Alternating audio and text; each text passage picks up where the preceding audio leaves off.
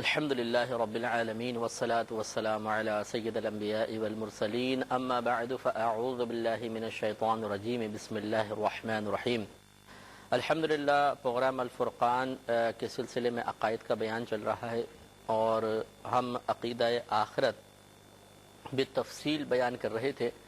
کیونکہ اس کی ہمارے مذہب اسلام میں بہت زیادہ اہمیت ہے۔ اللہ تبارک و تعالی نے مکی آیات میں اکثر بہت کثرت کے ساتھ اس عقیدے کو بیان کیا کیونکہ اس زمانے کے کفار خصوصی طور پر آخرت میں اٹھنے کا ہی تصور نہیں رکھتے تھے، چاہے جائے کہ آگے معاملات کے جنت ہوگی، دوزخ ہوگی، حساب کتاب ہوگا، پل صراط ہوگا، وہ ان سب کے منکر تھے۔ ہمارے نبی کریم صلی اللہ علیہ وسلم نے عقیدہ آخرت تفصیل کے ساتھ بیان فرمایا۔ قرآن میں اللہ تبارک و تعالی نے اپنے حبیب کریم صلی اللہ علیہ وسلم کے ذریعے جو عقائد بیان کیے تھے وہ ہم تک پہنچائے، اور اس طریقے سے عقیدہ آخرت کی مضبوطی کا بہت زیادہ اہتمام کیا گیا۔ جتنی بکثرت احادیث کریمہ آپ کی خدمت میں عرض کی جا رہی ہیں، اس سے آپ بخوبی اندازہ کر چکے ہوں گے کہ اللہ تبارک و تعالی اور اس کے رسول صلی اللہ علیہ وسلم کی بارگاہ میں ان کے پیش نظر عقیدہ آخرت کی بہت زیادہ اہمیت ہے، لہٰذا ہمیں بھی اہمیت دینی چاہیے اور عقیدہ آخرت کو مضبوط سے مضبوط تر کرنا چاہیے۔ پچھلے پروگرام میں جو ہماری بات چل رہی تھی وہ عقیدہ آخرت کے ایک آپ کہہ لیں ٹاپک، ایک شق کہہ لیجئے کہ شفاعت کا موضوع تھا، اس پر گفتگو چل رہی تھی، اور حضرت ابو سعید خدری رضی اللہ تعالی عنہ کی وہ روایت جو بخاری و مسلم نے لکھی ہے اور حدیث نمبر 5339 ہے۔ اس میں نبی کریم صلی اللہ علیہ وسلم سے کچھ لوگوں نے دریافت کیا کہ اے اللہ کے رسول صلی اللہ علیہ وسلم، کیا ہم روز قیامت اپنے رب کو دیکھیں گے؟ نبی کریم صلی اللہ علیہ وسلم نے ارشاد فرمایا کہ ہاں۔ پھر دریافت فرمایا کہ کیا تم دوپہر میں جب سورج کے ساتھ بالکل بھی بادل نہ ہو تو کیا سورج کو دیکھنے میں شک کرتے ہو؟ یعنی دوپہر کا وقت مطلع بالکل صاف ہو تو کیا سورج کو دیکھنے میں شک کرتے ہو؟ تو اور اسی طرح فرمایا کہ کیا تم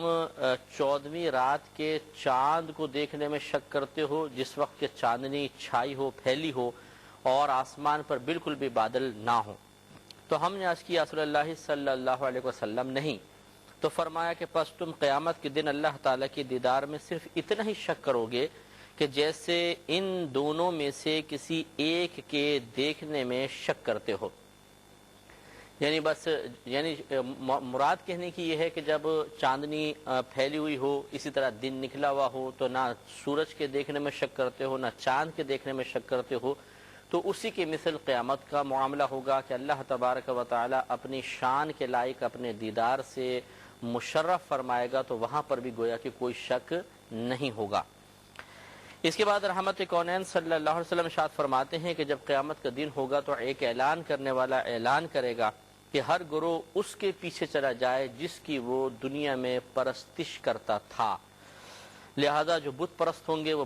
بتوں کے پاس چلے جائیں گے، جو سورج کی پوجا کرتا تھا تو وہاں پر جیسے اللہ چاہے گا سورج کے پاس لوگ پہنچیں گے، جو آگ کی پوجا کرتا تھا وہ آگ کے قریب جائے گا، جو اور کسی چوہے کی مثال کے طور پہ پوجا کرتا تھا تو وہ چوہوں کے پاس چلا جائے گا، اور جو اللہ تبارک و تعالیٰ کی عبادت کرتے تھے وہ وہاں پر موجود رہیں گے۔ اس کے بعد اللہ تبارک و تعالیٰ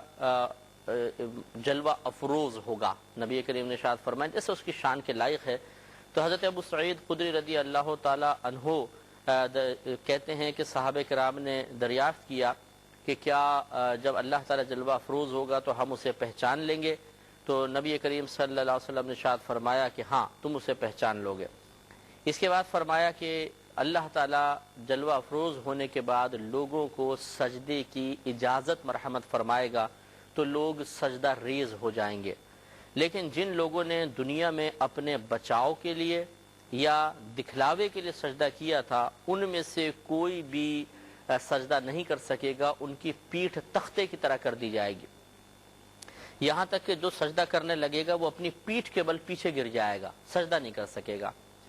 تو ایک تو ہے کہ بچاؤ کے لیے سجدہ کرنا، یہ منافقین کیا کرتے تھے کہ رحمت کونین صلی اللہ علیہ وسلم کے دور مبارکہ میں یہ لوگ زبان سے کلمہ پڑھتے تھے لیکن دل سے نبی کریم صلی اللہ علیہ وسلم کے رسالت کے منکر تھے. تو اس وقت یہ لوگ صرف اس وجہ سے مسلمانوں کے ساتھ مسجد میں آ کے نماز ادا کرتے تھے تاکہ مسلمانوں کی طرف سے محفوظ رہ سکیں، ورنہ تو ان کے قتل کا حکم ہوتا، گرفت کا حکم ہوتا یا ان کو جلاوطنی کا حکم دیا جاتا. تو اپنے بچاؤ کے لیے انہوں نے سجدہ کیا. اور اسی طرح ریاکارانہ سجدہ یہ بھی برا ہے اور یہ شرک خفی کہلاتا ہے کہ ریا کے لیے ریاکاری کرتے ہوئے انسان کو عمل کرے. تو یہ دو گروہ ایسے ہوں گے جن کو اللہ تبارک و تعالی وہاں پر سجدے کی توفیق عطا نہیں فرمائے.